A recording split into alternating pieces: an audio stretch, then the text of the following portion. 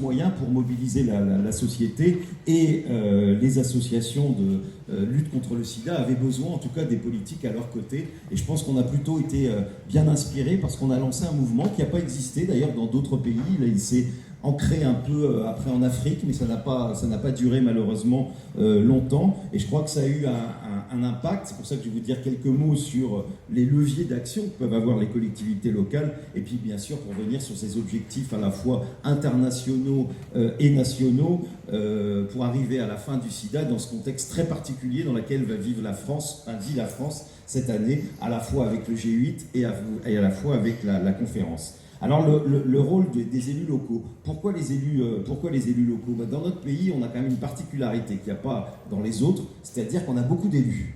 Alors certains peuvent parfois le regretter, mais je vais quand même préciser une chose. On nous parle beaucoup d'argent, vous savez que 80% des élus en France n'ont aucune indemnité. On l'oublie, il y a 500 000 élus en France, et la plupart sont des bénévoles, comme les militants associatifs. On voit toujours une partie d'élus, et on oublie que la majorité sont des gens qui ont la même sensibilité, qui font ça parce qu'ils ont envie de s'occuper des autres. Et c'est pour ça que quand on a créé Élus locaux contre le sida, on s'est dit, mais ils ont la même fibre. Et puis en plus, au moment où justement, malheureusement, beaucoup de responsables associatifs mouraient avant l'arrivée de ces traitements, l'intérêt des élus, c'est qu'ils sont partout, notamment dans les coins les plus reculés. Alors qu'est-ce qu'ils pouvaient faire? Alors d'une manière, qu'est-ce qu'ils peuvent faire d'une manière générale? Et ça, il faut continuer à le dire, et pas seulement dans les territoires qui sont principalement concernés, sur lesquels je reviendrai. D'abord, ils peuvent faire plein de choses sur la prévention. Vous savez, on l'oublie, il y a des choses qui ne coûtent rien. Mais nous avons dans une collectivité locale, quand vous êtes dans une mairie, vous avez des journaux municipaux. Vous avez aujourd'hui des réseaux sociaux qui souvent sont très suivis par la population, parce qu'on y annonce les événements, les spectacles, etc. Et bien là, on peut y faire un travail à la fois sur évidemment la prévention, sur la PrEP, sur le traitement post-exposition, qui est malheureusement toujours aussi inconnu après tant d'années. On peut bien sûr faire du travail d'aide aux malades, même si ce n'est pas directement la compétence des communes.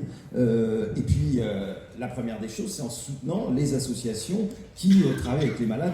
Et puis, surtout, je crois que ce vrai travail qu'on a, c'est aujourd'hui la lutte contre les discriminations. On sait bien que dans un pays comme le nôtre, où on a la chance d'accéder à tous les traitements, le problème reste et la précarité, et bien sûr la lutte contre les discriminations. Et c'est pas Bernadette qui vit ça au quotidien, qui dira le contraire, ou Giovanna. Et les discriminations, ça reste aujourd'hui un des problèmes quand même majeurs que vivent les personnes qui vivent avec le VIH. Alors je sais qu'on est souvent méprisé par les trucs, moi je le vois en tant qu'élu.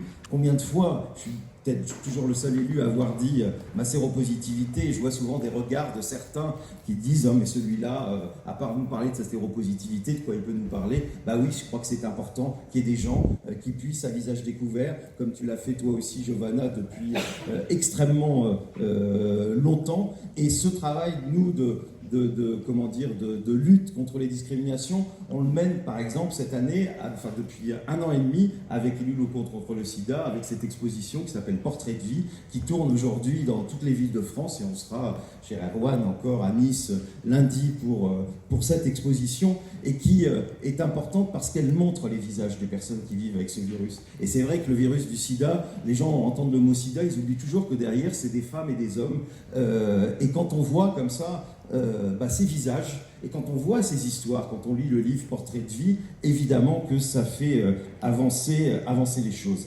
Et puis je disais donc le rôle des collectivités en général, mais après le rôle des collectivités qui sont très engagées. Alors nous, il y a longtemps, on a lancé le label Ville engagée contre le sida, qui était un moyen de montrer que des collectivités locales pouvaient s'engager. Elles ont ce label sur la base d'un questionnaire qui est quand même assez précis. Et à partir de ce moment-là, ça les engage encore plus. Et je pense que ça a été encore un peu précurseur, et ça l'est toujours aussi utile quand on voit aujourd'hui, évidemment, l'engagement de Paris sans sida, et je salue France Lert qui est ici, mais aussi de Nice, de Bordeaux et de la région Île-de-France qui se sont engagés. Et on voit là encore l'impact que peut avoir, et la déclaration de Paris qu'avait lancée Anne Hidalgo, qui était un peu partie d'ailleurs de cette base-là, qui est depuis longtemps membre de LCS, on voit l'impact que ça peut avoir quand les villes et quand les régions s'engagent. Alors on peut estimer que c'est pas suffisamment fort, mais on le voit sur le travail qui peut être fait à Paris autour de la PrEP, qui n'a pas toujours été extrêmement facile, même si on est quand même encore très en retard. Il faut quand même reconnaître quand on est à 11 ou 12 000 personnes qui sont sous PrEP en France, quand on pense qu'on a 12 500 rien qu'à San Francisco, on se dit qu'on a encore du travail, mais je pense que ces jours-ci, ça avance, et il faut que ça avance. Tout le travail de dépistage qui peut être fait, quand on voit la collaboration entre deux collectivités qui sont pourtant pas amies politiquement, je pense à la région Île-de-France et à Paris, qui ensemble achètent des autotests, montre le rôle qu'on peut avoir et le rôle précurseur que peuvent avoir aussi certaines collectivités. Et là, je redonne l'exemple de Paris, avec la possibilité que la sécurité sociale rembourse les tests VIH faits dans les laboratoires.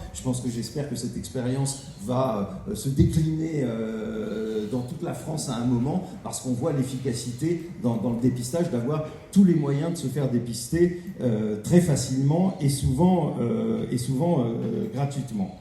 Alors, comme je sais que j'ai que 7 minutes, j'en viens un peu aux objectifs là plus nationaux, parce que c'est vrai que c'était important, mais je pense que vous avez vraiment choisi un thème qui, moi, me tient à cœur et qu'on n'a pas beaucoup vu aujourd'hui, qu'on n'a pas beaucoup vu dans les colloques, et je vous disais qu'il faisait beaucoup sourire il y a quelques années et qui montre sa pertinence aujourd'hui, et Bertrand, qui est convaincu lui aussi depuis longtemps, complétera dans ce domaine. Alors, la France a quand même des ambitions qui sont peut-être un peu plus importante que les autres. Alors, est-ce que se donne les moyens? Ça, c'est une autre affaire. Mais c'est vrai que nous avons dépassé 3 x 90, puisque la France s'est engagée dans le 3 x 95, 95% des personnes dépistées, 95% des personnes dépistées séropositives sous traitement, et 95% de ces personnes positives sans charge virale détectable. Donc c'est un ambitieux pari qui dépasse celui, et d'ailleurs l'Île-de-France a choisi aussi le 3 x 95.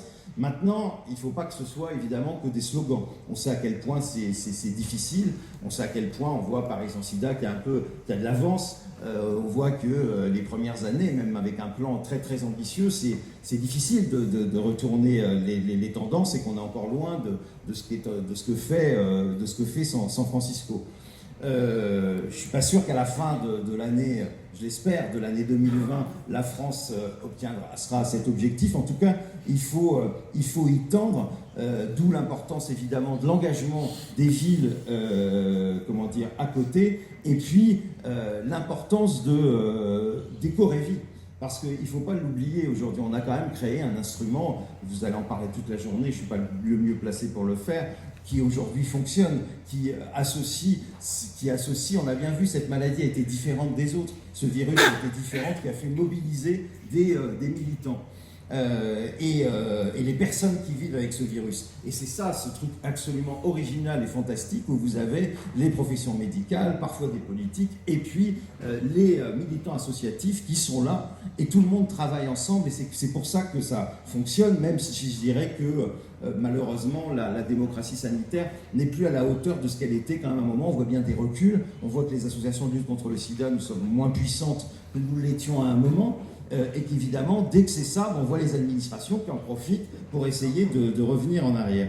Mais j'en terminerai pour dire qu'on a quand même une opportunité extraordinaire cette année. Vous vous rendez compte, 2 événements en France internationaux, le G8 et le fonds la reconstitution du Fonds mondial à Lyon. On a voulu avoir ces événements. C'est la France qui l'a voulu. Maintenant, il va falloir qu'elle est à la hauteur. Je vous rappelle quand même que la France n'a pas augmenté sa contribution au Fonds mondial depuis Nicolas Sarkozy. Et qu'on est tous ici à se dire, mais c'est pas normal. Et donc j'espère que ça va pas être une occasion ratée, parce que je pense que ce serait terrible. Et on voit les associations qui se mobilisent, vous mobilisez toutes et tous aujourd'hui. Vous imaginez si la France vient, invite tous ses partenaires, juste pour dire que, eh bien, on est le 3e contributeur, parce qu'on est quand même passé au 3e rang, ce serait pas acceptable. Il y a quand même encore tous les jours au moins 2000 personnes qui meurent du sida. Quand je pense que nous, qui vivons avec ce virus, Giovanna, moi, enfin nous, on a cette chance de pouvoir vivre. Penser que, moi j'étais en Russie, là, j'étais en congrès à Saint-Pétersbourg, il faut savoir que à peine 50% des gens ont des traitements et qu'on meurt dans certaines régions de Russie à 3 heures de vol d'ici, comme nos amis mouraient au début des années 80, sans traitement, et dans une indifférence générale et dans un rejet des populations vulnérables comme les trans, comme les gays, comme les usagers de drogue, comme les travailleuses du sexe et comme les prisonniers. Et c'est tout à fait inacceptable. Et donc il faut qu'on donne l'exemple. Et l'exemple, nous, il faut aussi qu'on se mobilise, parce qu'on sait bien que la société, malheureusement, elle n'est plus très mobilisée sur le VIH. Il faut le voir, il faut le constater. Quand on organise des choses, c'est très difficile de mobiliser. Vous savez, moi, là, je pars pour m'occuper du droit de mourir dans la dignité. Les salles sont pleines à craquer. Et puis, dès qu'on s'occupe du sida, alors qu'on a un vrai objectif, qu'on a un vrai espoir, eh bien, c'est compliqué. Et c'est pour ça que nous, on le dit à ELCS, et plus que jamais, aujourd'hui, le sida se soigne aussi par la politique. Mais pour ça, il faut que les militants, eh bien, bougent les politiques. Parce que si on rate cette chance, ce serait quand même terrible pour la France des droits de l'homme, pour la France des Lumières. Je vous remercie.